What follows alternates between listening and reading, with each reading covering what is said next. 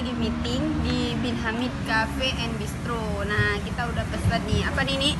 Robusta. Ya, kopi Sanger. Jangan lupa bilang sangernya. Ya. Ada sangernya. Kopi Sanger Robusta. Jadi di Bin Hamid itu ada dua pilihan. Bisa pesan yang Arabica, bisa pesan yang Robusta. Yang punya kamu apa nih? Sama Robusta juga, tapi ini Dingin ya? dingin. Aku panas. Coba nih, udah dicoba belum tadi? Gimana rasanya? Gimana?